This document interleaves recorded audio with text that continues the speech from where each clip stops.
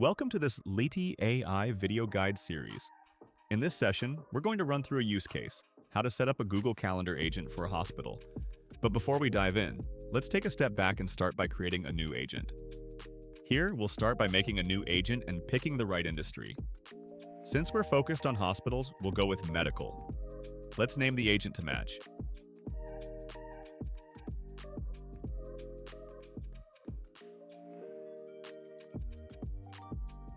Once you've done that, hit Create. Next up, we'll head over to the general settings for the prompt. This is where we'll put the prompt together. If you're watching this before checking out the video on agents and their features, make sure you watch that one first. For now, let's go to the prompt and pick the Claude Haiku 4.5 model. I'll tell you why in a sec. This model is the best choice for balancing quality and cost when you're setting up a scheduling agent for hospitals. Now that Claude Haiku's ready, you'll see a prompt available to download. There's a link in this video. Don't stress, it's all set for you. Let's get on with creating the agent and have a quick chat about the calendar setup. This agent uses the MSP Google Calendar, which we'll link up in the next steps.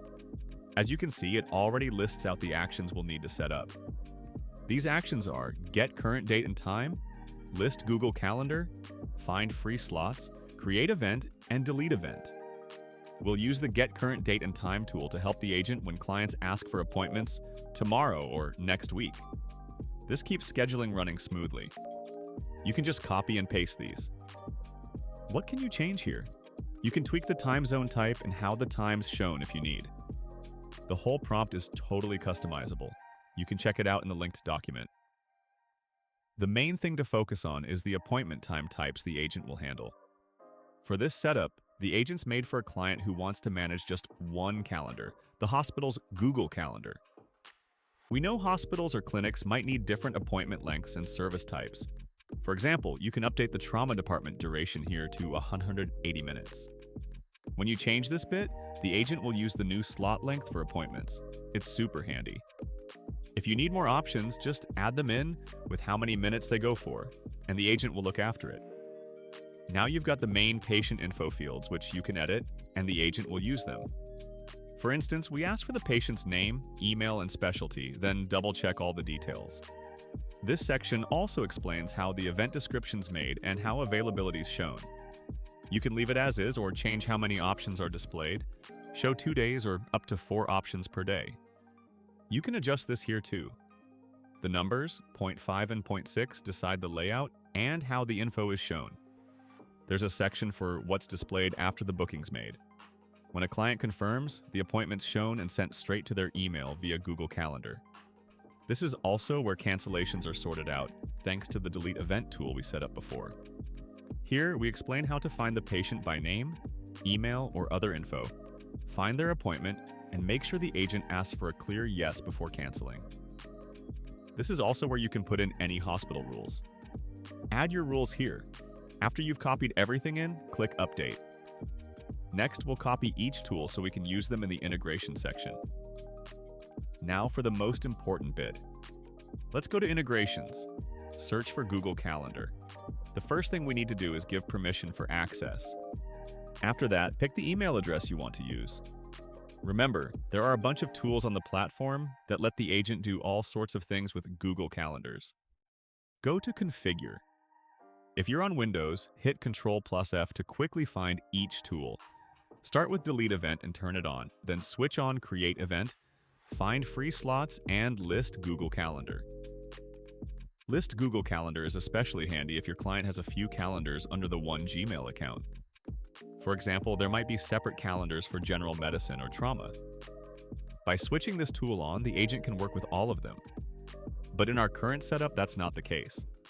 There's also the Get Current Date and Time tool, which helps the agent understand when someone says, "I want an appointment tomorrow," or picks a certain day, making the process easier. Now hit save and you're done. The agent's all set up. Let's give it a test run so you can see how it works. Go to the test section. Here, you can chat with the agent either by speaking or typing.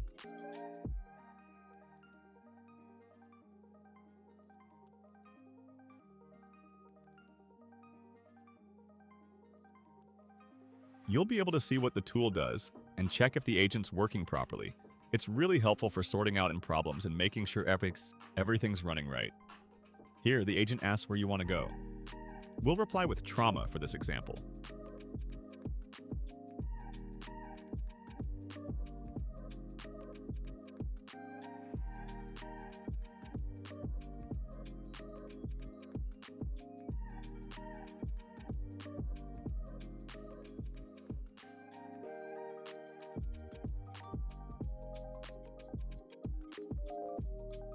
If there's a clash with the timing, the agent will pick it up and suggest another time. For now, let's choose the 1 to 4 slot.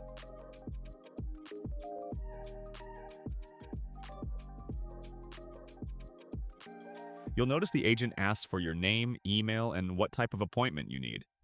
Once you fill those in, the booking will go through.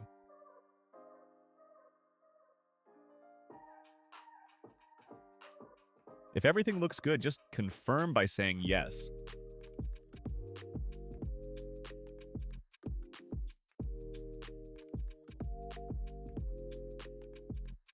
And that's it. The appointment's locked in.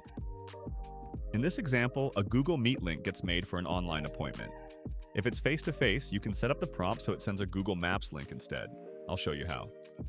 Head back to the prompt section and find this spot. Here, you can change the instructions to send the URL you want, a Google Maps link. Then, check your email to see what it looks like from the clinic's side. You'll see the appointment is fully booked and ready for confirmation. And that's it! You've now set up an agent for clinics using a single calendar, just like your client asked. Hope this video was helpful. See you next time. Catch you later.